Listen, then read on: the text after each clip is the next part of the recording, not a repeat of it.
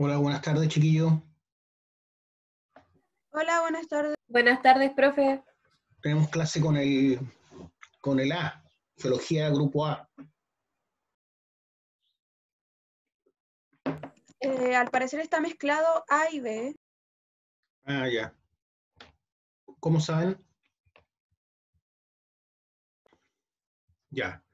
Les voy a mostrar cuál es el programa del curso.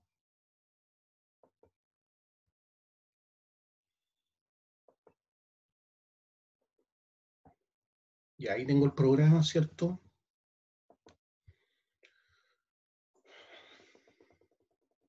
Los créditos, hay una cosa que se llaman créditos transferibles. Entonces, todas las universidades que están con créditos transferibles pueden homologarse los créditos.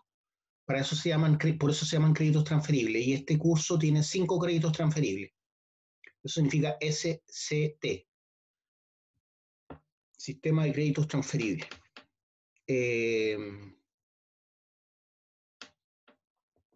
Tenemos 2,25 horas de cátedra o teoría y 1,5 horas de laboratorio o taller.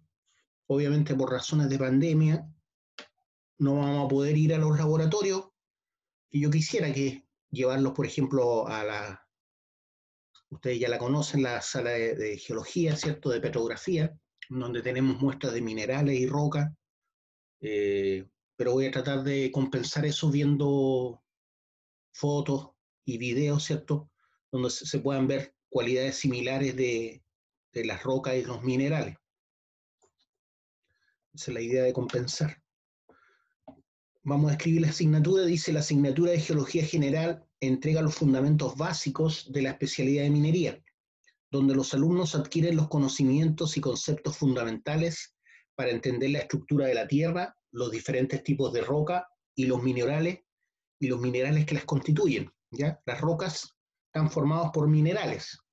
Dentro de lo que son los minerales tenemos minerales útiles, que son los que nosotros usamos en la industria, y tenemos minerales que los consideramos estériles por su abundancia y porque no nos entregan nada útil, ¿ya? Pero tanto los útiles como los llamados estériles o inútiles para la industria son minerales, ¿ya? O sea, todas las rocas están formadas por minerales. Y la mena, la diferencia entre mena y roca común y corriente, es que la mena es una roca que a lo menos tiene un mineral con valor comercial. Esa es la diferencia entre roca y mena. Por lo menos acá en Chile, ¿ya? Hay veces que cambian un poco las definiciones en otros países. Pero en general mena es lo que yo saco del cerro, ya sea en un yacimiento a cielo abierto o un yacimiento subterráneo, y lo que contiene un mineral útil a lo menos, que tiene una ley que lo puede hacer rentable, ¿ya? Entonces esa es la descripción de la asignatura. ¿En qué contribuye al perfil de egreso esta asignatura? Ustedes se supone que van a poder determinar los procesos industriales mineros según las características de los yacimientos mineros. Determinar los procesos industriales mineros, o sea, si va a haber ventilación, si va a haber fortificación, si va a haber drenaje, de acuerdo a la geología del yacimiento, ¿ya? Esos son los procesos industriales mineros. ¿Cuáles son los resultados de aprendizaje que se espera que ustedes logren? Tenemos el resultado de aprendizaje número 1, que identifica los aspectos generales de la geología. Se supone que el alumno debe identificar los aspectos generales de la geología, distinguiendo su importancia en las actividades productivas de la minería. El resultado de aprendizaje 2, esto es el equivalente a los objetivos que antes existían, ¿ya? Uno hablaba de objetivos. Entonces, ahora se habla de resultado de aprendizaje. Describe las distintas clasificaciones de los minerales según sus propiedades físicas y químicas. Resultado de aprendizaje 3, distingue los distintos tipos de roca según su formación, a través de la observación en terreno y en laboratorio. Resultado de aprendizaje 4, determina los tipos de yacimientos minerales según el factor de enriquecimiento, utilizando la tabla de Clark. La tabla de Clark es una tabla que te indica cuáles son los porcentajes de cada especie metalúrgica importante, ¿cierto?, dentro de la corteza terrestre, ¿ya? Por ejemplo, voy a dar un ejemplo, ¿ya? Por ejemplo, el hierro se dice que está en un 5% en la corteza terrestre, ¿ya? Por lo tanto, ese sería el factor de enriquecimiento del hierro según la tabla de Clark. Entonces, el resultado de aprendizaje 4 dice determina los tipos de yacimientos minerales según su factor de enriquecimiento utilizando la tabla de Clark. Resultado de aprendizaje 5 dice reconoce los tipos de yacimientos minerales según su formación, clasificando recursos y reservas, ¿ya? Reconoce los tipos de yacimientos minerales según su formación, clasificando los recursos y reservas. Contenidos temáticos. La unidad 1 va a tratar geología y su significado, conceptos generales, ¿cierto?, características de la geología, disciplinas asociadas a la geología. La geología abarca muchas disciplinas o subespecialidades, ¿ya?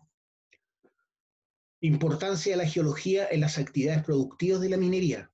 Importancia de la geología en las actividades productivas de la minería. Por ejemplo, conceptos geológicos como roca, mineral, mena, ¿cierto? Características ya que tienen, por ejemplo, la mena, la roca, los minerales. Y hay muchas disciplinas asociadas a la geología, como la hidrogeología, la hidrología, la petrografía, la mineralogía, ¿ah? La geofísica, la geoquímica. O sea, hay muchas disciplinas que parten de la geología. La meteorología también es una especialidad de la geología, ¿ya? Porque la meteorología lo que estudia es cómo se comporta la atmósfera, ¿cierto? Cómo se comporta la atmósfera y cómo se generan los distintos climas, los vientos y todo eso. Pero eso tiene que ver justamente con la parte gaseosa, ¿cierto?, superficial del planeta. Cuando uno ve imágenes de Júpiter, por ejemplo, por telescopio o fotos que ha visto por ahí, lo que uno está viendo es la atmósfera de Júpiter. ¿Sabían ustedes? Lo que uno ve es la atmósfera, todo eso de colores que usted ve, y se ve como un tremendo ojo en el centro, que es como un ojo, es un huracán gigante que lleva cientos de años o miles de años eh, activo, un huracán, ¿ya? Entonces, eh, la atmósfera de un planeta también es parte del planeta, ¿ya? Una parte esencial del planeta. Si nosotros no tuviéramos atmósfera, no habría vida en el planeta. Ustedes lo tienen claro eso. Y eso está determinado de alguna forma por la gravedad, por el tamaño del planeta, ¿cierto? Y otras características como la cercanía al Sol, el calor que se genera, ¿cierto? La diferencia de temperatura entre el día y la noche, todo eso son factores que influyen sobre la posibilidad de vida sobre el planeta. El mismo hecho que el núcleo del planeta nuestro esté todavía activo y vivo, si se puede decir así, hace que exista un campo magnético, ¿cierto?, importante, y gracias a ese campo magnético que tiene nuestro planeta, los rayos cósmicos, que son rayos de alta frecuencia, que si no tuviéramos el campo magnético terrestre, no habría vida en la Tierra, así de simple, porque los rayos cósmicos quemarían todo lo que es vida, ¿ya? Seríamos bombardeados por los rayos cósmicos que vienen del Sol y quemarían toda forma de vida. Los rayos ultravioleta, ¿cierto? Sabemos que son de alguna forma filtrados por la capa de ozono. Pero asimismo, los rayos cósmicos son desviados y así eso evita que lleguen directamente contra la Tierra por el campo magnético terrestre, ¿ya? Entonces, si no tuviéramos campo magnético, si no tuviéramos el núcleo que tenemos de hierro, fundamentalmente, y ese núcleo no estuviera en movimiento permanente, no tendríamos campo magnético y eso haría imposible la vida en la Tierra, porque seríamos consumidos así como sería consumir una mosca en un microondas, ¿ya? Entonces, son cosas importantes que uno tiene que pensar cuando estudia la geología. Uno dice, pucha, yo cuando chico decía, pucha, podría ser el 75% del planeta Tierra y 25% agua. Quizás más de algunos se le ocurrió eso. ¿Qué piensan de eso? ¿Podrá ser así o no? ¿Qué creen? ¿Cómo, profe? Que podría ser, porque sabemos que el 75% de la superficie es agua, ¿cierto? De la Tierra. ¿Qué pasaría si en vez de 75% fuera un 25% agua nomás y el 75% tierra? ¿Qué piensan de eso? ¿Sería bueno o malo? ¿O qué piensan de eso? Malo porque igual que sea sin agua no hay vida. Miren, si nosotros no tuviéramos el 75% del planeta con agua superficial, ¿cierto? Los mares, sabemos que eso pertenece a una superficie nomás, menos que menos de lo que es la cáscara de una manzana o la piel de una manzana. Ustedes ubican la piel de la manzana, ¿cierto? Que es delgadita. Esa piel de la manzana es el equivalente en volumen, de acuerdo a su tamaño, al equivalente a la corteza terrestre. Y parte de la corteza terrestre, más o menos la mitad, es agua solamente. Me refiero al espesor, no a la superficie. Si el planeta no tuviera un 75% de agua, como lo tiene actualmente, no habrían lluvias, porque no habría suficiente evaporación de agua para que se formaran nubes y esas nubes migraran al interior del continente y se produjeran lluvias, ríos, esteros, vertientes, agua subterránea. O sea, si fuéramos solamente un 25% de mar y no el 75% como actualmente, no tendríamos lluvias, así es simple, no habría lluvia. Por lo tanto, la tierra sería seca, más seca que el desierto de Atacama. Ya no habría vida, no podría haber vida vegetal, no podría haber, y si no hay vida vegetal, que es la base de la vida, ¿cierto? No habría vida animal, ¿cierto? Los vegetarianos, y tan menos carnívoros, ¿cierto? Porque si no hay vida vegetal, no hay vegetariano y menos carnívoro.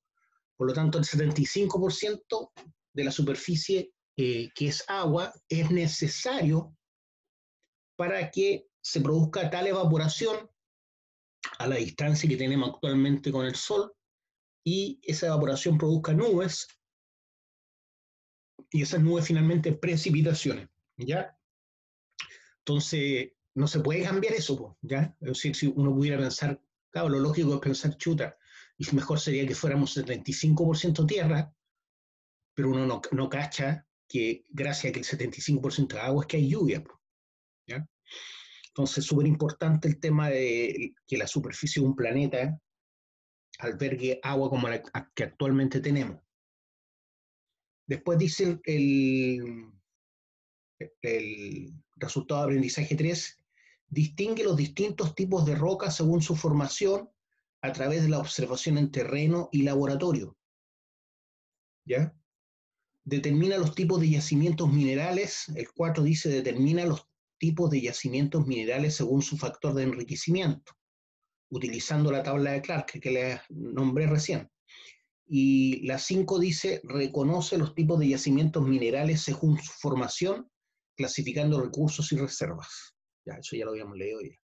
Entonces estábamos hablando de lo que significa la geología en general. Entonces, el último punto de la unidad 1 dice importancia de la geología en las actividades productivas de la minería. Bueno, la geología es lo que permite, ¿cierto?, entender cómo se producen los yacimientos, ya el enriquecimiento especial de zonas con minerales que utilizamos. Básicamente un yacimiento es una anomalía geológica, ¿cierto? Anomalía, ¿por qué? Porque no es común encontrar, por ejemplo, un determinado porcentaje de cobre, un determinado porcentaje de hierro en una parte cualquiera del planeta. Entonces, cuando hablamos de yacimiento, estamos hablando básicamente de anomalías geológicas. Y lo que lo hace yacimiento es que sea rentable. Si no es rentable la extracción, ya no podemos hablar de yacimiento, sino solamente de anomalía geológica o de recurso mineralógico, ¿ya? Recurso mineralógico. Pero si no es rentable su explotación, dadas las actuales tecnologías que tenemos, eso significa que ya no es yacimiento, ¿ya? Entonces el concepto de yacimiento es dinámico en el tiempo. Dinámico en el tiempo. ¿Qué significa eso? Que lo que hoy es yacimiento, por ejemplo, Lomas Vallas es considerado un yacimiento, de hecho una mina, la mina de Lomas Vallas, pero tiene una ley de 0,27%, 0,27%, o sea, muy baja ley de cobre. Hace 20 años atrás, o más seguro, hace 40 años atrás, eso no era considerado un yacimiento, porque no era rentable extraer o intentar extraer cobre de una ley tan baja. Hoy en día, dado los avances tecnológicos, sí se puede extraer y es rentable. Entonces podemos hablar de yacimiento hoy en día de lo que es Lomas Valle. Entonces, por ejemplo, yacimientos de 1% de ley hace 100 años tampoco eran yacimientos. Hoy en día son excelentes yacimientos. Por lo tanto, el concepto yacimiento es dinámico en el tiempo, ¿ya? Porque depende de que sea o no rentable la extracción del mineral útil que tiene. Y eso va, obviamente, a depender de los avances tecnológicos.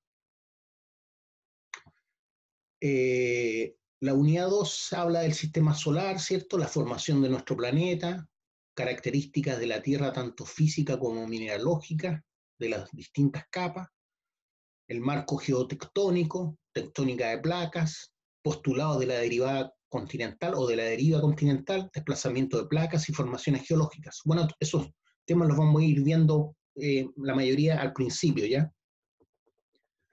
Unidad 3 dice mineralogía y su significado. La mineralogía también es una subciencia, ¿cierto? O una ciencia que parte de la geología, que tiene que ver con el estudio de los minerales, ¿cierto? El conocimiento de los minerales. Concepto, clasificación, aplicación, importancia de los minerales para la sociedad actual, definición del concepto de cristalografía, otra subciencia, ¿cierto?, que nace de la mineralogía. Entonces tenemos la geología, mineralogía y después viene la cristalografía y sus propiedades. Modo de identificar un mineral a través de sus distintas propiedades, ¿ya? Una de ellas son las propiedades cristalográficas, o sea, cómo cristaliza un determinado mineral.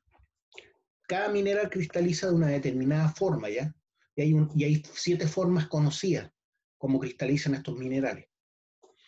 La unidad 4 tiene lo que es la petrología o petrografía. La petrografía básicamente es el estudio de las rocas, ¿ya? Entonces, uno tiene que entender cómo funcionan los minerales primero para entender cómo funcionan las rocas. ¿Por qué? Porque las rocas son un conjunto de minerales, ¿cierto? Formación de las distintas rocas existentes en la Tierra. Ciclo litológico, que es parecido al ciclo del agua. Serie de reacción de Bowen. Unidad 5. Conceptos básicos relacionados a un yacimiento minero. Bueno, eso también se pueden ver en la unidad 1, lo que es mena, ganga, distintos tipos de leyes, tabla de Clark, acumulación y ciclo de enriquecimiento. ¿Ya? Son muchos conceptos, mucha materia para un ramo. Por lo tanto, no vamos a ver mucha profundidad en cada uno de estos conceptos, en cada uno de estos avances. Esperen un poquito que me están haciendo una consulta, parece.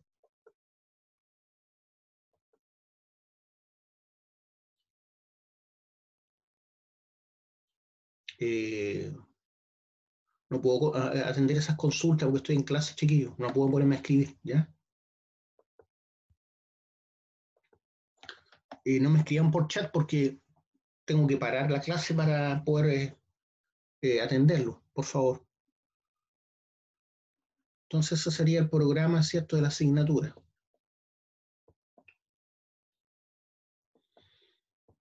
La unidad 6 dice clasificación de recursos y reservas.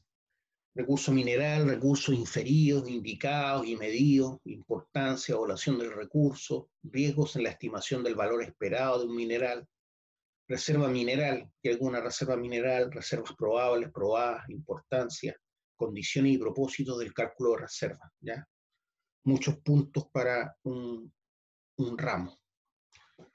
Los últimos puntos son los que se conoce como geología estructural y económica, ¿ya? Clasificación de recursos y reservas probables y probadas. Metodología de enseñanza, bueno, clases expositivas, ¿cierto? El taller de rocas y minerales no lo vamos a poder ver. Voy a tratar de alguna forma disminuir esa brecha que nos va a quedar, mostrando imágenes y videos que podamos ver en el transcurso del ramo. Desarrollo de ejercicios individuales, grupales, resolución de problemas, visita a terreno. Aquí están los requisitos de aprobación, dice certamen 1, certamen 2, certamen 3 y laboratorio. Entonces, Dice 25% el certamen 1, 35% el certamen 2, tenemos ahí ya 60, 20% el certamen 3. Ahí completamos un 80%. Y los laboratorios, como no los vamos a tener, les voy a pedir un trabajo de investigación bibliográfica ya.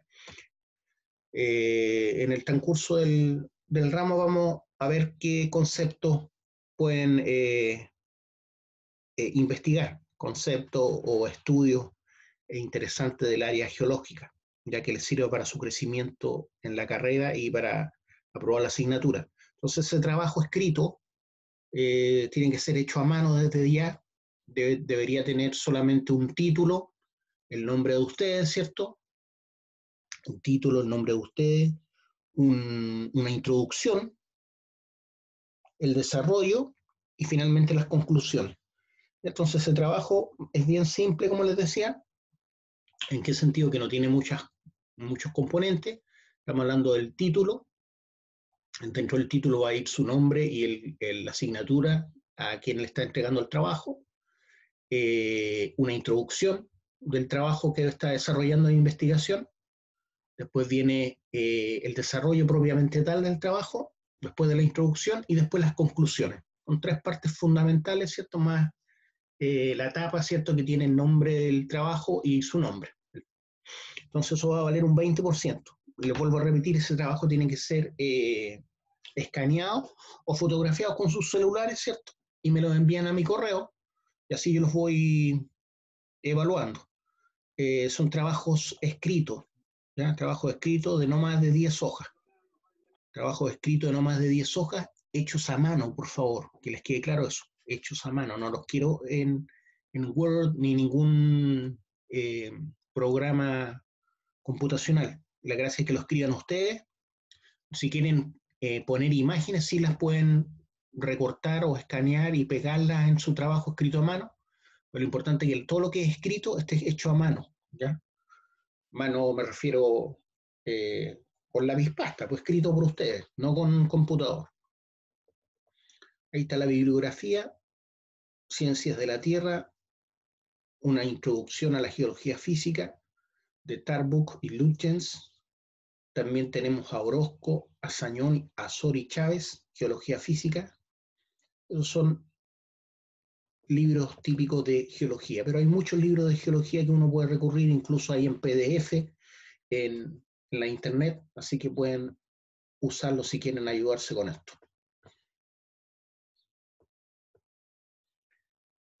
Eso, chiquillos, eso vendría siendo lo que es el programa de la asignatura. No sé si tienen alguna duda.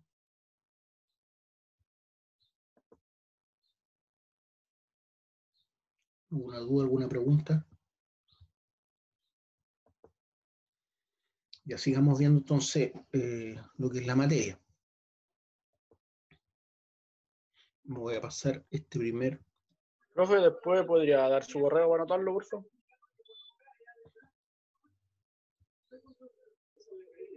Mi correo es marcelo.rojas@usm.cl.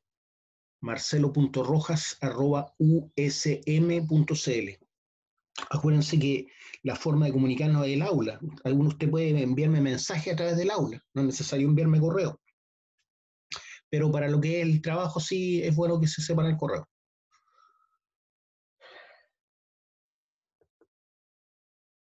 Ya vamos a empezar con este primer PowerPoint. La Tierra, sus formas y medidas, estructura interna, que es lo que es la atmósfera, ¿cierto? Origen y evolución, el dinamismo del planeta, los movimientos de la Tierra. Este es los primeros tópicos de este primer PowerPoint. Así como se ve más o menos la Tierra, ¿cierto? Como un planeta azul. Ese color se lo da el agua básicamente a la Tierra, ¿cierto? Ahí se ve parte de África, se ven nubes, ¿cierto? Esas nubes nos están indicando que esa es parte de la atmósfera del planeta, ¿cierto? ¿Desde cuándo sabemos que la Tierra es redonda? ¿Ya? Hay una teoría que la descubrieron los griegos, ¿cierto? Los griegos habían advertido su esfericidad en la sombra que proyecta en la luna durante los eclipses, por ejemplo. Ellos se dieron cuenta que algo cubría la luna y que tendía a ser redondo y suponían que era la sombra de la Tierra. Entonces podían suponer que la Tierra era redonda también. Otra forma es que se dieron cuenta que las sombras de edificios o estructuras cambiaban de un punto a otro, ya a la misma hora. Por ejemplo, Aristóteles de Estachira, en los años más o menos 350 a.C., había reparado en que desde lugares ubicados a grandes distancias no se veían las mismas estrellas, ¿ya? Los mástiles de los barcos era lo último que se veía cuando se adentraban en el mar. Esa es otra forma de poder entender que la Tierra es redonda. De hecho, se han hecho pruebas actualmente en lagos grandes que hay, por ejemplo, en los grandes lagos de Estados Unidos y Canadá, con miras láser, ¿cierto? Apuntan al barco cuando está ese nivel, ¿cierto? Del láser está, por ejemplo, a 1 metro desde la superficie del lago y apunta, por ejemplo, a una parte indicada del bote que está, por ejemplo, a 20 centímetros antes de entrar al casco del yate, ¿ya? 20 centímetros por debajo del casco del yate. Y después, en la medida que se va alejando ese barco, uno ve que el láser va subiendo, o sea, empieza a apuntar el mástil y después más arriba del mástil, entonces uno se da cuenta claramente que la Tierra es redonda, ¿cierto? Porque como que se empieza a hundir el yate en el lago y realmente no se está hundiendo. Entonces eso indica de alguna forma la esfericidad de la Tierra. La proeza de medir su radio. Eso fue medido, ¿cierto?, por el matemático y cartógrafo Erastóstenes, que vivió entre los años 276 y 194 a.C., quien nace en Siena, pero vive en Alejandría, Egipto.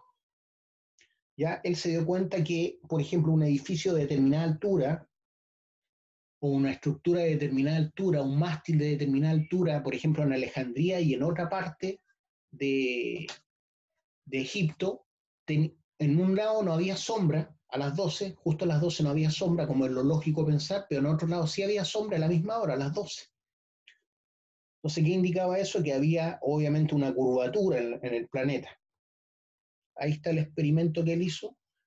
Erastóstenes observó que a mediodía, en cierta fecha, los rayos de luz del sol en Siena no proyectaban sombra, y en Alejandría sí, a la misma hora, ¿cierto? Por ejemplo, a las 12 del día, lo cual lo condujo a la conclusión de que la superficie terrestre era curva, ¿ya? Y como esa distancia la tiene, la distancia entre A y S, considerando la curva, ¿cierto? Por la hipótesis que tenía, pudo sacar, ¿cierto? Teniendo esa longitud de arco, conociendo pi, pudo determinar así el radio probable de la Tierra. Ahí está el tema, cómo ocurre esto, la Tierra debe ser esférica. Entonces en una parte se producía sombra y en otra no. Con ayuda de la geometría y realizando algunas mediciones, Erastóstenes le fue posible determinar el radio terrestre. Si la Tierra fuera plana, ¿cierto?, ocurriría lo que está abajo, pero como ocurría lo que estaba arriba, se dio cuenta que la Tierra era curva. Entonces, conociendo la distancia entre el punto A y el punto S, o sea, entre Alejandría y Siena, y dándole el valor, utilizando el valor pi, ¿cierto?, entendiendo que era esférica, pudo calcular el radio. Entonces él tenía la distancia L, ¿cierto?, que es curva. Con esa fórmula pudo calcular, ¿cierto?, básicamente el radio y con eso saber más o menos el volumen o el tamaño de la Tierra, conociéndola como una esfera. Y actualmente ese radio es casi exacto, ya ese radio que él calculó. La única diferencia es que nosotros sabemos que en el Ecuador la Tierra es más ancha, ¿cierto? Debido a la rotación de la Tierra. Entonces, producto de la fuerza centrífuga, en el ecuador la Tierra es un poco más gruesa, más ancha, tiene un diámetro mayor que en otros puntos. Como la distancia entre Alejandría y Siena era de 800 kilómetros y el ángulo A 7,2 grados, que era el ángulo que producía, donde se producía sombra, también lo pudo calcular, ¿cierto? Pudo calcular el radio de la Tierra que le dio 6.366 kilómetros, lo que está muy cerca del verdadero valor, que él lo consideró como una esfera perfecta, y sabemos que la Tierra no es una esfera perfecta, está bien está un poco achatada, ¿cierto?, entre los polos.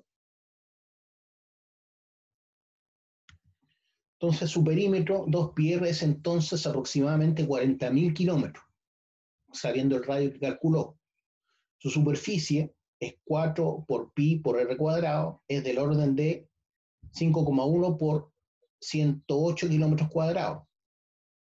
Y su valor, perdón, me equivoqué, su superficie es de 4 por pi por r cuadrado, ¿cierto? Es del orden de 5,1 por 10 elevado a 8 kilómetros cuadrados, ¿ya? 10 elevado a 8 kilómetros cuadrados. Y su volumen, 4 tercios por pi por r cubo, del orden de 1,1 por 10 elevado a 12 kilómetros cúbicos, ¿ya? 10 elevado a 12 kilómetros cúbicos. Faltan ahí lo que indica la potencia.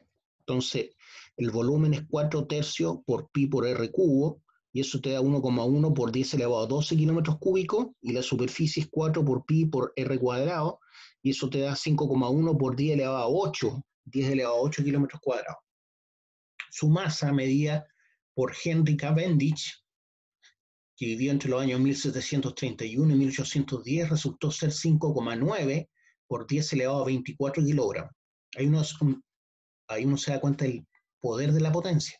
Miren que está el 5,9 está multiplicado por 10 elevado a 24, o sea, el 10 y 24 cero, y eso te lo da en kilogramos. Como la densidad es la razón entre la masa y el volumen, la densidad de la Tierra resulta ser 5.450 kilogramos por metro cúbico, que es mucho más que la mayoría de los minerales que encontramos en la superficie de la Tierra. Eso te indica claramente que el centro de la Tierra debe ser mucho más denso, es decir, 5,5 veces la densidad del agua y casi el doble de la densidad promedio de las rocas que constituyen su superficie. ¿Qué implica esto? Que la densidad de las rocas debe ser muy grande en su interior.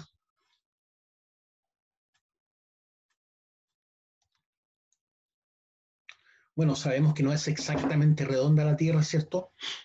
Porque la rotación de la Tierra genera una fuerza centrífuga que hace que en el ecuador esté un poquito más ancha que la distancia que hay entre los polos, ¿ya? El ecuador es la parte donde tenemos el mayor diámetro, ¿cierto?, de la Tierra, que es mayor al diámetro que se genera entre los dos polos. Ahí tenemos una gráfica que me indica que a mayor profundidad hay mayor temperatura en la Tierra, ¿ya? Por ejemplo, a 400 kilómetros de profundidad, recordemos que el radio de la Tierra es más de 6.000 kilómetros, por lo tanto, si bien 400 kilómetros parece harto, es muy poco en relación al radio, que es de 6.000 kilómetros. Pero a 400 kilómetros de profundidad, vemos que la Tierra tiene menos de 100 grados. A 800 kilómetros, tanto menos de 100, según esta gráfica, ¿cierto? A 1.200 kilómetros ya tenemos una temperatura sobre 100 grados Celsius.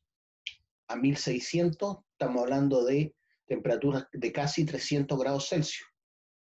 Y a 2.000 kilómetros de profundidad ya la temperatura es muy alta, ¿cierto? Sobre 800 grados Celsius. Ahí se ve un resumen de cómo está constituida la Tierra. Ahí uno se da cuenta que la corteza terrestre es muy poco en relación al volumen de la Tierra. Como les decía, es el equivalente al espesor de una manzana, la piel de una manzana, al volumen completo de la manzana. Esa es la relación que hay entre la corteza terrestre o la litósfera y el resto del planeta. Es la misma relación que existe en volumen y tamaño que existe entre la piel de la manzana y la manzana, ¿ya? Entonces tenemos corteza oceánica, que es la corteza que está bajo el mar, corteza continental. En general todo eso, todas las cortezas terrestres están formadas por placas, que sabemos que están en continuo movimiento, y eso conforma lo que es la litósfera, ¿ya? Lito es roca, entonces esfera de roca. Manto superior, manto inferior, ¿cierto? Núcleo externo, núcleo interior. Núcleo interior es el que se considera que es casi en un 99% hierro, ¿ya? Hierro, y eso es lo que hace que tengamos un campo magnético en la Tierra que permite la vida en el planeta, como les decía antes. Entonces tenemos la litósfera, que son básicamente donde se produce la vida, ¿cierto? En la superficie de la litósfera donde hay vida. Después viene el manto superior, manto inferior, núcleo externo, núcleo interno. Cada uno con sus determinadas características de temperatura, presión, principalmente. La Tierra contiene una pequeña cantidad de agua, pero se distribuye en su superficie ocupando aproximadamente el 75% de ella. ¿Ya? Superficialmente, estamos hablando del 75% del planeta está cubierto de agua, ¿ya? Que son los mares. Pero sabemos que el agua, ¿cierto?, que es fundamental para la vida, no es el agua salada, ¿cierto? Es más bien el agua dulce, que constituye menos del 3% del agua total que tiene el planeta. Es decir, el agua dulce tiene menos del 3%, constituye menos del 3%, y el agua que utilizamos, el agua dulce, el agua de los ríos, el agua de los esteros, de las vertientes, esa es el agua dulce, el agua de nieve, ¿ya? Dentro de ese 3% estamos incluyendo los glaciares, ¿cierto?, los casquetes polares, dentro de ese 3% de agua dulce. Es decir, gran parte del agua dulce no la tenemos disponible como agua, sino que está hasta el día de hoy como hielo. Ahora que se deshagan esos hielos es tanto o más terrible. ¿Por qué? Porque muchas partes que son en este momento costa en el planeta desaparecerían, ¿ya? Desaparecerían. Viña del Mar, Nueva York, grandes ciudades, gran parte del planeta, de las ciudades con más habitantes están cerca del mar. Entonces, si se llegaran a derretir los polos, ¿cierto?, los casquetes glaciares, desaparecerían todas esas ciudades. Ya habrían inmigraciones masivas hacia el interior del continente, donde hay menos agua. No sé, es una cuestión de locos de pensar que ocurra algo así.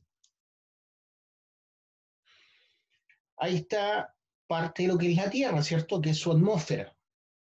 Lo vuelvo a repetir, la atmósfera es parte constituyente de la Tierra, ¿ya? Es la parte gaseosa de la Tierra. Y es donde se desarrolla la vida, así importante, la atmósfera. Fíjense que toda la vida se desarrolla en lo que llamamos troposfera. ¿Se dan cuenta?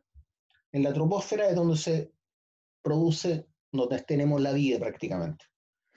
Entonces el monte Everest tiene 8.848 metros de altura, casi 10 kilómetros de altura.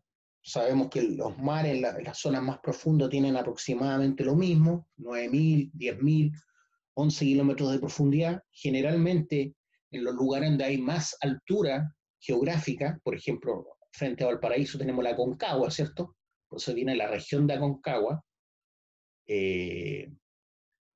la provincia de Aconcagua, y lo que les decía, el Aconcagua, que es el más alto de América, coincide, ¿cierto?, con el punto más profundo de América, que vendría siendo estando al frente de Valparaíso, más profundo en el mar. Entonces, generalmente donde hay puntos más altos están los puntos más bajos en el mar, ¿ya? ¿Por qué? Porque está todo relacionado, ¿cierto?, con la tectónica de placas. Después tenemos la estratosfera, sobre los 18.000 kilómetros empieza la estratosfera, sobre los 26.000 kilómetros encontramos la capa de ozono, entre los 30 y 40.000 kilómetros, y eso es lo que llamamos mesósfera, ¿cierto? Fíjense que entre los 30 y 40 kilómetros de altura hay alrededor de 40 grados bajo cero, pero sobre esa capa de ozono aumenta nuevamente la temperatura, ¿ya? ¿Por qué? Porque nos encontramos con la radiación ultravioleta que no es filtrada. Entonces tenemos temperatura de sobre 20 grados Celsius. En cambio, bajo la capa de ozono, 40 grados bajo cero, hasta más o menos los 7.000 metros de altura, que podemos encontrar temperaturas de hasta 50 grados Celsius bajo cero. Y bajos alturas, bajo los 5.000, 4.500 metros de altura, recién empieza a haber una temperatura apta para la vida, ¿ya? Entonces ahí tenemos las distintas componentes de la atmósfera. El monte Everest tiene una altura de aproximadamente, ahí está bien aproximado, ¿cierto? Les decía que tenía 8.848 metros sobre el nivel del mar. Si lo pusiéramos en un tamaño equivalente a escala en una esfera de 1 metro, se vería como el dibujo de abajo, ¿ya? Pero como el planeta es tan grande, en relación a 8 kilómetros, acuérdense que tiene 6.000 kilómetros, más de 6.000 kilómetros de radio, entonces 8 kilómetros no son prácticamente nada, no se ve el monte Everest superficialmente. Pero si lo pusiéramos en una esfera de 1 metro, en proporción, ¿cierto? Se vería así como está ahí en la parte de abajo.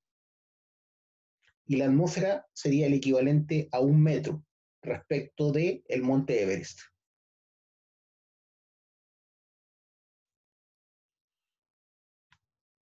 Los porcentajes constituyentes de la atmósfera o del aire. Estos son los porcentajes constituyentes del aire, ¿cierto?, a nivel del mar, porque en la medida que uno va subiendo sobre el nivel del mar, 2.000, 3.000, 4.000 metros de altura, el aire se va volviendo más liviano, porque hay menor presión atmosférica, ¿ya? Como hay menor presión atmosférica, el oxígeno se encuentra en menor concentración, ¿ya? Está más diluido. Por lo tanto, a la medida que yo voy subiendo, me voy encontrando con ese problema, ¿ya? Por eso la gente se apuna, ¿cierto?, sobre los 3.000 metros de altura, porque hay menos oxígeno disponible, entonces necesito respirar más rápido, el corazón necesita funcionar más rápido, ya es complicado. Entonces el oxígeno es prácticamente un 21% en el aire, y el nitrógeno aproximadamente un 78%, y todo lo demás otros gases. Ahí están los porcentajes exactos. Nitrógeno 78,08%, oxígeno 20,95%, prácticamente 20,95%, cerca de 21%. El argón es el tercer gas más abundante, el argón, casi un 1% de la atmósfera, del aire, y después le sigue el dióxido de carbono, ¿ya? El dióxido de carbono, que también es indispensable para la vida. Si no hay dióxido de carbono, las plantas no podrían vivir, ¿cierto? De hecho, las plantas generan su materia orgánica o su biomasa a partir del dióxido de carbono. Van incorporando carbón en la medida que van transformando, ¿cierto?, a través de la fotosíntesis, el CO2 en oxígeno, ¿ya? Entonces el dióxido de carbono, si bien es un gas de efecto invernadero, también es indispensable para la vida, ¿ya? Hay gases de efecto invernadero mucho mayores que el dióxido de carbono, como el metano, por ejemplo, ¿ya? Y el metano lo generan, por ejemplo, las vacas cuando están pastando. Cuando están rumiando las vacas, van generando metano. Entonces, entre más carne come el ser humano, más vacas hay, ¿cierto?, para esa carne. Y ¿cuántas vacas hay en el mundo que están generando metano, ¿cierto? Piensen ustedes que el 70% de la superficie agrícola de Estados Unidos, fíjense lo que les estoy diciendo, el 70% de la superficie agrícola de Estados Unidos es utilizada solamente para alimentar las vacas, ¿ya? Para generar pastos para alimentar las vacas. Por lo tanto, genera mucho metano, y ese metano hace más daño que el CO2 que generamos nosotros, por ejemplo, en proporción, obviamente, ¿cierto? Cada molécula de metano genera como el equivalente a 100 moléculas de CO2 en cuanto a efecto invernadero. Y todos los demás gases, ¿cierto?, se encuentran en menor proporción, ¿ya? 78 nitrógeno, casi 21 de oxígeno, argón un 1%, ¿ya? Ahí tenemos 99 al tiro, y todo lo demás están en los gases de menor proporción. Entonces los principales gases son esos 4 que están ahí.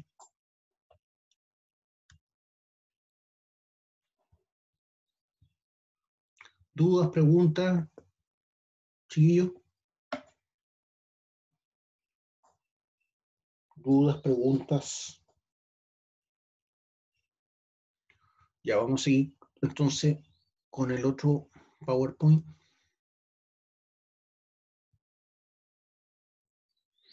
Voy a detener un poco. ¿Dónde está? Ahí. Ya, aquí está el segundo PPT. Voy a ir subiéndolos ya al aula para que los tengan. Desde la perspectiva que tenemos en la Tierra, ¿cierto? Nuestro planeta parece ser gigante y fuerte, con un océano y aire interminable. Ya sabemos, ¿cierto? Nos hemos dado cuenta que no es así, que los océanos se contaminan, que hemos formado islas gigantes de plástico que flotan, en donde se tienden a juntar, debido a las corrientes oceánicas, todo el plástico que el hombre ha arrojado al planeta, perdón, al planeta, a los mares. ¿Ya? Porque antes se pensaba que el mar era infinito prácticamente, entonces uno podía tirar todas las porquerías al mar. Hoy en día tiramos mucho menos, pero por años tiramos cosas al mar que se han acumulado y forman islas de plástico. La isla más grande de plástico que hay, estamos hablando de que tiene una superficie del porte de Perú más o menos. ¿Ya? No sé si han visto el mapa, Perú no es chico. Y tiene una superficie de más o menos Bolivia o Perú, según los cálculos. En una parte donde hay puro mar, ya entonces no la vemos. No hay ninguna isla muy cerca de eso. Pero eso implica un daño ecológico enorme. ¿Ya? Piensa en la sombra que genera una isla de plástico artificial, el porte de Bolivia flotando en el mar. Tiene 10 metros de altura y 20 metros de profundidad, esa isla de plástico. ¿Ya? Y eso ha hecho que se genere ¿cómo se dice? Un ecosistema no natural, en donde se prolifera una cuestión que es parecida a una araña. ¿Ya? No es una araña literal, y ese tipo de araña, que no es una araña, no es un arácnido, pero parece araña, se alimenta de los huevos de peces, ¿ya? Estamos hablando del tamaño de Bolivia en el mar. Entonces, está provocando un daño enorme, ¿cierto?, en lo que es la piscicultura, ¿cierto?, natural que generan los mares. La sombra que genera bajo el mar produce otro tema importante a nivel ecológico. Aparte que los plásticos tarde o temprano se empiezan a disolver, se empiezan a moler, los peces se alimentan de esos plásticos, y hoy en día está comprobado que los seres humanos, usted y yo que comemos pescado, tenemos plástico en el cuerpo. ¿Por qué? Porque el mismo plástico que tiramos al mar se lo comieron los peces como microplástico, ¿cierto? Y ese plástico está volviendo a nosotros, y ese plástico está produciendo cáncer, ¿ya? Por eso se ha disparado el cáncer mucho. Bueno, es mi teoría particular esa, de que los plásticos nos están generando cáncer, que obviamente no es algo natural que debiéramos tener en el cuerpo. La Tierra es el único planeta en el sistema solar que se sabe que mantiene vida, ¿ya? La Tierra es el tercer planeta más cercano al Sol, y está a una distancia de 150 millones de kilómetros, ¿ya? Está redondeado ese número, obviamente, 150 millones de kilómetros. La atmósfera de la Tierra nos protege de los meteoritos, ¿cierto? Nos protege la radiación ultravioleta y como les decía, el campo magnético de la Tierra nos protege de los rayos cósmicos que si chocaran contra la Tierra no permitirían la vida en el planeta.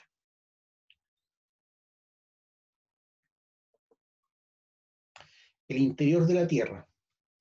El estudio del interior de la Tierra se lleva a cabo a través de la sismología, ¿ya? La sismología también es una subciencia, ¿cierto? Una ciencia que parte de la geología, la sismología. Los sismólogos no son geólogos, son geofísicos, por si acaso, geofísicos. Estudian los sismos, ¿ya? Que son básicamente lo mismo que terremoto. Terremoto es el movimiento que se genera en la superficie terrestre, ¿ya? Producto de un sismo. Terremoto no es que nosotros hemos asociado la palabra temblor y terremoto acá en Chile nomás, ¿ya? Y hablamos de temblor cuando el sismo es pequeño y terremoto cuando el sismo es grande, en una intensidad. Pero la palabra técnica no es temblor, sino terremoto. Por lo tanto, existen terremotos de baja intensidad, de 2,5 o 3 grados, que casi son imperceptibles, y tenemos terremotos de alta intensidad, sobre 6, sobre 7 grados, que nosotros los llamamos terremotos, pero en general la palabra técnica es terremoto, ¿ya? La palabra temblor no existe.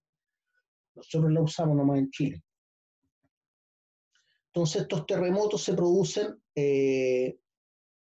producto del desequilibrio, ¿cierto?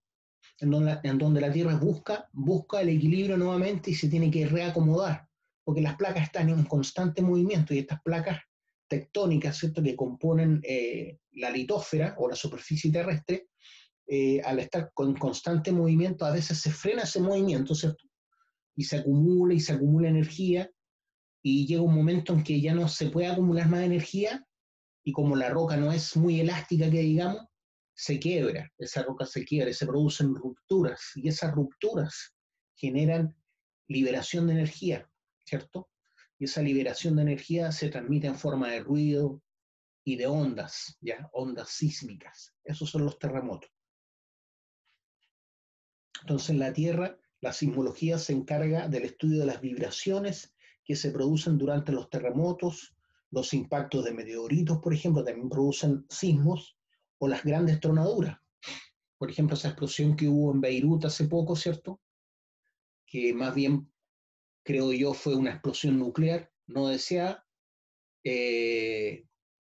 No creo para nada que haya sido nitrato de amonio, como dicen, porque yo he visto los videos y el nitrato de amonio no explota de esa manera. Lo más probable es que haya sido una explosión nuclear no deseada. No sé si habrán estado armando una bomba estos viejos, quién sabe. Pero eso provocó un equivalente a un terremoto o a un temblor grado 3,3 más o menos en la escala de Richter. Uno dice 3,3 no es nada. ¿Por qué? Porque nuestros 3,3 ocurren a 30, 40 kilómetros de profundidad. Pero cuando es 3,3 en la superficie, es el bombazo que ustedes vieron. Mucha energía liberada. Al igual que todo el sistema solar, la Tierra se mueve por el espacio a razón de 20,1 kilómetros por segundo, ¿ya? La Tierra se está moviendo por el espacio, lo que le llamamos traslación del planeta, ¿cierto? Que en 365 días da vuelta al Sol, da una vuelta completa al Sol, en un año. Entonces, para que se dé esa tremenda vuelta, consideren que somos el tercer planeta que está a 150 millones de kilómetros del Sol, pero se demora un año apenas. ¿Por qué? Porque va a 20,1 kilómetros por segundo. ¿Ya? En un segundo, es decir, vamos arriba de una nave espacial gigante, si se dan cuenta, volando por el espacio. Aparte de eso, el mismo sistema solar se está moviendo también alrededor de la galaxia nuestra, y la galaxia se está moviendo en función de otras galaxias. Entonces, hay muchos movimientos, pero los más conocidos son la rotación y la traslación. Entonces, la traslación de nuestro planeta es de alrededor de 20,1 kilómetros por segundo. ¿Qué pasaría si se frenara ahora? Ya. ¡Pum! ¿Qué piensan que ocurriría? Saldríamos volando. Y moriríamos, ¿no? Al toque. Pero al toque, o 20,1 kilómetros por segundo, ¿se dan cuenta lo que es eso, no? Es una velocidad, pero ahí está, 72.360 kilómetros por hora vamos viajando. Si se frenara en seco, no quedaría día en el planeta. Seguramente, claro, algunas bacterias, algunos hongos quedarían, pero en general lo que es vida macroscópica, desde los insectos por arriba, no quedaría nada. Nada, no quedaría ningún edificio en pie, nada. Hasta las cordilleras se saldrían porque vamos a una velocidad enorme y un frenazo se cortaría, los cerros se cortarían así como con una katana cortando el Aconcagua, así. Bastaría con que la rotación se detuviera nomás, que no es tanta la rotación, la velocidad de rotación no es tanta. Estamos hablando de 1500 kilómetros por hora más o menos. Es nada para lo que es la traslación. Basta que la rotación parara y moriríamos todos, no quedaría ningún edificio en pie. Fíjense que la Tierra gira sobre su eje una vez cada 23 horas, 56 minutos y 4,1 segundos. Ya no son 24 horas exactas.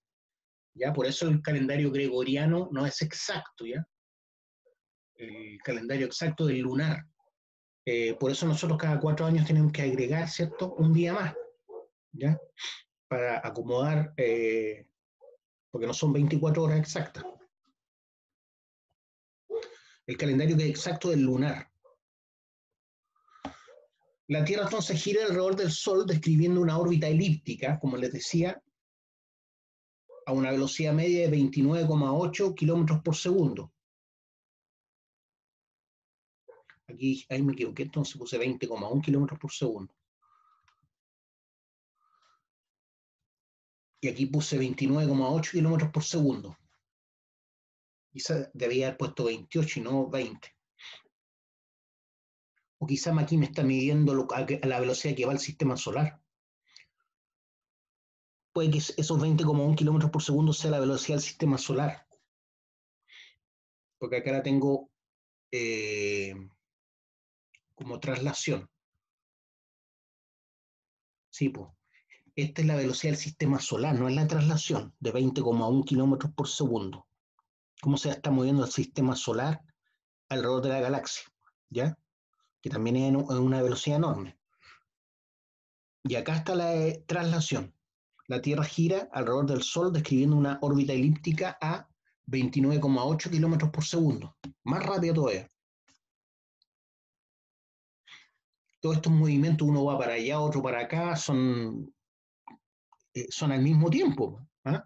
Lo que pasa es que aislándolos, tenemos una velocidad de 20,1 kilómetros por segundo, considerando el sistema solar alrededor de la galaxia, o 72.360 kilómetros por hora, hacia la constelación de Hércules, ¿viste? Se refiere a la velocidad del sistema solar.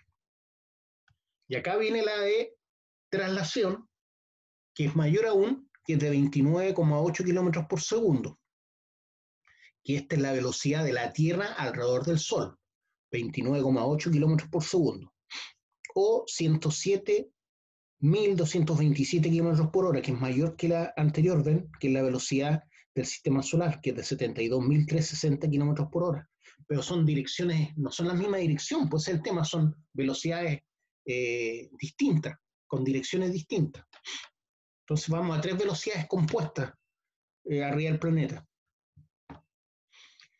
Y la velocidad de rotación, como les decía, es de 1.600 kilómetros por hora, aproximadamente. 1.600 kilómetros por hora en el Ecuador, ¿ya? La velocidad de rotación en el Ecuador es de 1.600 kilómetros por hora. Entonces, cualquiera de estas que se detuviera, obviamente provocarían una hecatombe acá en la Tierra, con que fueran la más, incluso la más lenta, ¿ya? Que es 1.600 kilómetros por hora, que es la de rotación, que el planeta dejara de girar sobre su eje ya en un segundo, también todos moriríamos, todos los edificios saldrían volando, porque es mucha velocidad de todas maneras. Piensen ustedes lo que significa chocar a 150 kilómetros por hora contra un muro. ¿Quién va a sobrevivir eso, cierto? 150 kilómetros contra un muro en un auto. Imagínense ahora lo que es andar a 1.600 kilómetros por hora y de un frenazo pararse. ¿Alguien me quiere hacer una pregunta, parece? Profe, los que están justo en el eje, ¿qué les pasaría? Justo en el eje, bueno, ahí no pasaría nada, pero el eje es un punto, ¿cierto? Por lo tanto, basta que te salgas 1 metro del punto o 2 metros y ya va cambiando, ¿cierto? El eje forma un punto, en el punto mismo no pasa nada, pero si tú estás a 2 metros de ese eje, y ahí cambia la cosa, porque ya va a una velocidad grande. No sé si se entendió. Sí, sí, sí. Ya. Me fui de la... Voy a agarrar de nuevo la... Profe, va a subir los PPT. Eso dije, pues. ¿No me escuchó? Llegó tarde, parece.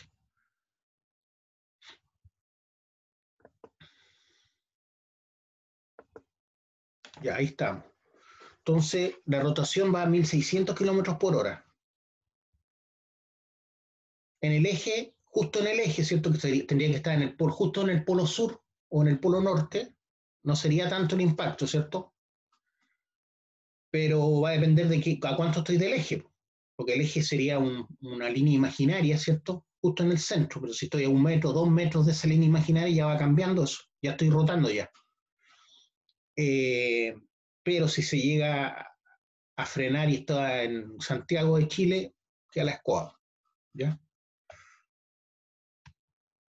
Ahí hay un esquema que te muestra lo que es un terremoto, ¿ya? Más o menos. Entonces, aquí hay una falla, o sea, hay un contacto de dos zonas rocosas, una se está moviendo hacia arriba, otra hacia abajo. Debido a la fricción, el movimiento no es continuo, no es continuo el movimiento. Entonces se acumula energía hasta que de repente cede eso, ¿ya? Entonces el roce no es suficiente para mantener eso sin movimiento y se produce ese movimiento brusco donde se libera la energía. Y ahí, justo en ese punto donde se libera la energía se llama hipocentro, ¿ya? Que es donde se produce la ruptura del macizo rocoso, hipocentro.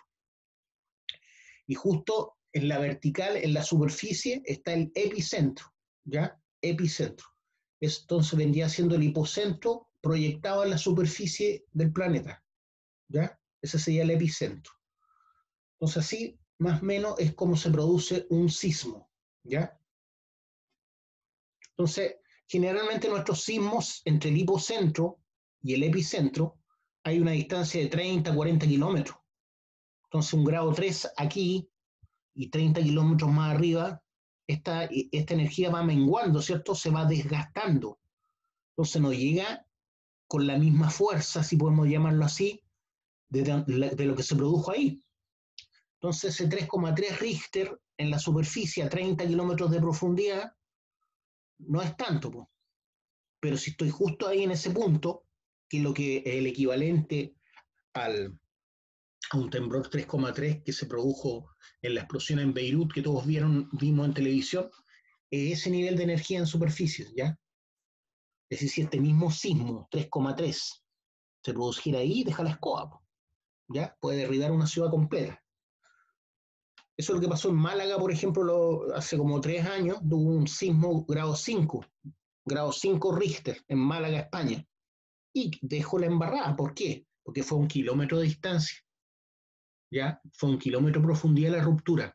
Entonces llegó casi toda la energía a la superficie.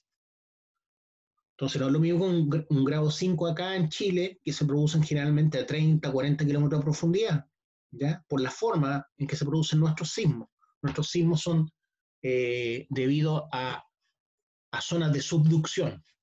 Nuestros sismos, la mayoría son debido a la zona de subducción, que es cómo se está metiendo la placa de Nazca bajo la placa continental, ¿ya?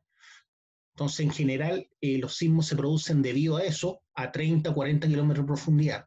¿Por qué? Porque la placa de Nazca, que es la que contiene nuestro mar, ¿ah? Bajo el mar nuestro, bajo el Pacífico está la placa de Nazca y se está metiendo bajo la placa continental, que vendría siendo la placa sudamericana.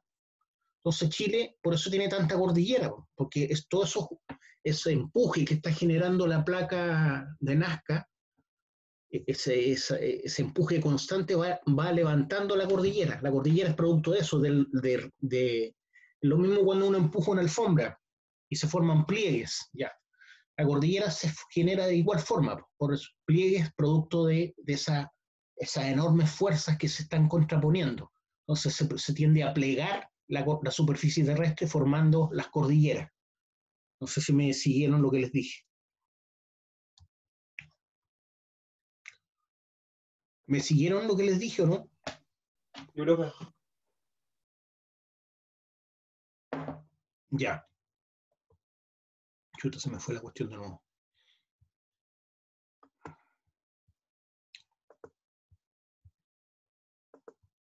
Espera un poquito. Ya, ahí sí.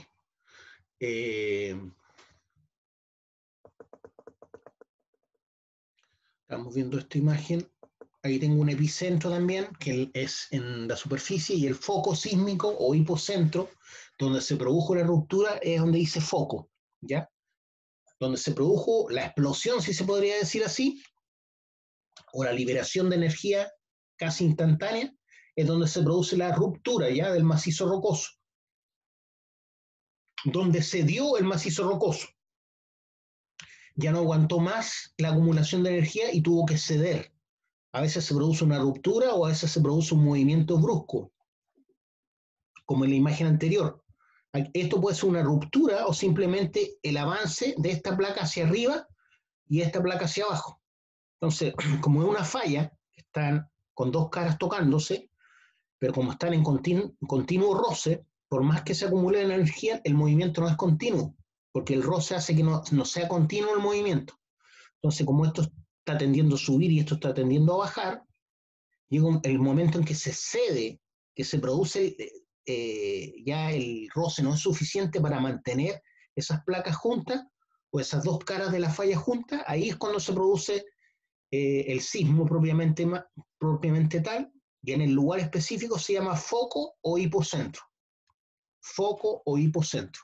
Entonces aquí aparece como foco, pero arriba siempre la distancia vertical a la superficie es el epicentro, ¿ya? Que es la distancia a donde llega la onda con más energía, obviamente, a la superficie. ¿Qué creen que es eso que está ahí?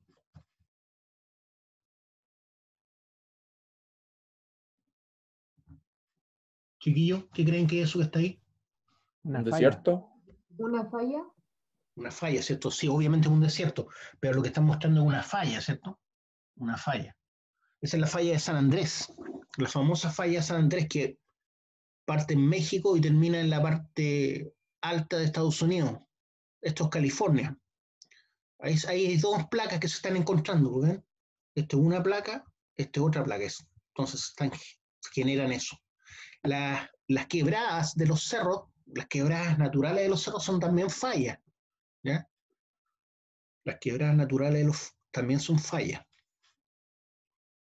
Por ejemplo, dicen los estudiosos, los geofísicos, los geólogos, que toda la cuenca del Marga Marga, el estero Marga Marga, tiene una cuenca, ¿cierto? Por donde va el troncal sur y el tren hacia arriba, hacia el interior de la región. Entonces, una cuenca, ¿cierto? Pero esa cuenca es una falla enorme. Y hace 500 años que no se mueve. O sea, cuando venga el próximo Guaracazo, va a ser Cototubo, imagínense, o sea, hace 500 años no se mueve. Es algo parecido a esto, pues ven. Entonces, es como que este fuera el estero Marga Marga y esto es lo que, por donde va subiendo el tren, por donde va el troncal sur hacia arriba, hacia Limache, ¿ya? Entonces, estamos metidos en medio de una falla que hace 500 años no pega el pencazo. Uno dice 500 años es mucho, pero desde el punto de vista geológico no es nada, ¿no? No es nada. Entonces, esa es la falla de San Andrés. Ahí se ve todo eso rojo en la falla de San Andrés. ¿Ya? La falla de San Andrés generó el Golfo de California, imagínense. Todo el Golfo está formado por la falla de San Andrés. Bueno, como seguramente ustedes saben, California entero antes era mexicano, pero hubo una guerra entre Estados Unidos y México en 1800 y tanto, donde Estados Unidos se ganó todo lo que es California. Por eso tiene nombre en español, por Los Ángeles, San Diego, ¿no? California es una palabra en español, de hecho. Las Vegas, por eso tienen todos esos nombres en español. Todo eso era México antes. ¿Y por qué los gringos les gusta, por qué les gustan los cowboys? Son vaqueros, los vaqueros, ¿cierto? Los cowboys, todo eso viene de México, ¿ya? Los mexicanos son los que trajeron las costumbres de los españoles, los toros, las vacas, la ganadería la trajeron los españoles a México. Y de México, esas costumbres, ¿cierto? Se se quedaron en Estados Unidos producto de la guerra esa que les conté, y por eso existen los cowboys. Pero los cowboys originalmente nacieron, los vaqueros originales son de España, que llegó esas costumbres y las vacas a México, ¿cierto? Y el resto de América, y finalmente a Estados Unidos. Interesante la historia. Y ahí tenemos otra zona que es donde se genera la placa de Nazca. ¿Ya? En medio de los mares están esos ridges oceánicos que están ahí arriba. Eso. Aquí se ven placas, fallas que están ahí cortando el ridge oceánico. Hay fallas transversales al ridge oceánico, pero aquí es donde se generan las placas. ¿Ya? Entonces aquí está saliendo lava justo por todo este centro, y esta lava al enfriarse empuja hacia allá, y esta lava al enfriarse empuja hacia la izquierda. Va empujando hacia la derecha y hacia la izquierda al enfriarse la lava. Eso es lo que le llaman ridge oceánico. Entonces la placa de Nazca nace de un punto así en medio del Pacífico y va empujando, empujando, empujando, ¿cierto? Porque va generando nuevo material que va empujando esa placa hasta introducirse en o bajo la placa sudamericana. Esa también es una foto de otra parte de la falla de San Andrés. Aquí no se ve tan abrupta como la anterior, ¿se acuerdan? Ahí se ve más abrupta que ahí, pero también es parte de la falla, todo eso está ahí. Entonces ahí uno ve los movimientos que ha tenido, como los ríos van perdiendo su continuidad, o las aguas. Miren, esto en algún momento, esta parte que está aquí estaba acá. ¿Se dan cuenta? Esta parte del río estaba acá originalmente, pero producto del movimiento que claramente uno es hacia arriba y otro hacia abajo. Aquí se ve como arriba hacia abajo, acuérdense que esta es la superficie del planeta. ¿Ya? Una parte es hacia el norte y otra parte es hacia el sur. Se produjo ese como quiebre del río. Y así con cada uno de los puntos. Así como uno puede entender las fallas también cuando va a los cerros y ve esto mismo, pero en menor escala. Esto es una falla enorme, pero hay fallas más pequeñas, donde se ve exactamente lo mismo. Esos cortes que hay. Entonces uno claramente ve que esto se está moviendo hacia allá, hacia el norte, y otro hacia el sur. ¿Se dan cuenta? Ahí se ven quebradas, que les decía que también son fallas. Cada una de estas quebradas por donde baja el agua, donde hay más vegetación, también son fallas. Fallas menores, de menor tamaño que estas gigantes como la de San Andrés. ¿Ya?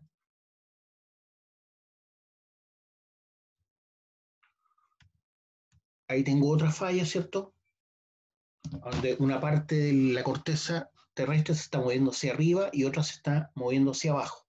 Pero como les digo, estas fallas están en equilibrio mientras no se sobrepase el roce que se generan entre las dos caras.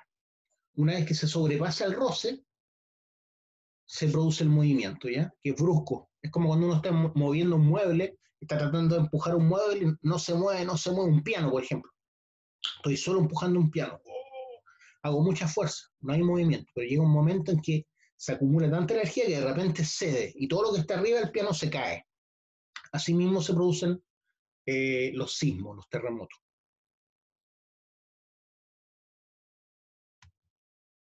Hay una falla que es la falla de San Ramón, que ocupa todo ese lado que está en rojo.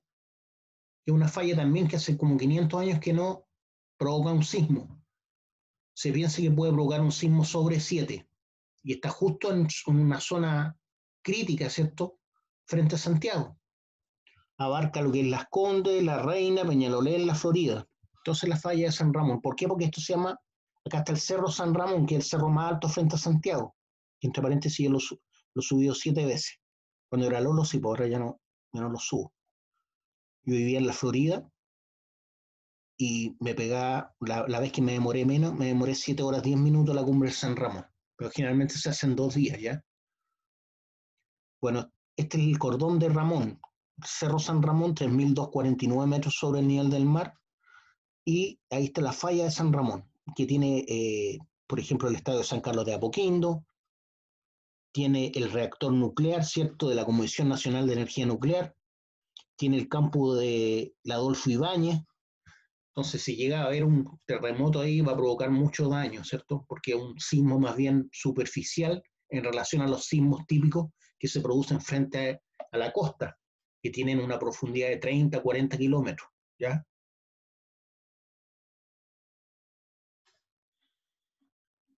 Ya, chiquillos, yo creo que por hoy lo vamos a dejar hasta acá. ¿Tienen alguna duda? Profe, la duda es que, ¿qué otro día más tenemos con usted? Porque Energía aparece miércoles y No, pues, hombre. Ay. Chao, nos vemos. Chao, profe, que esté bien. Gracias.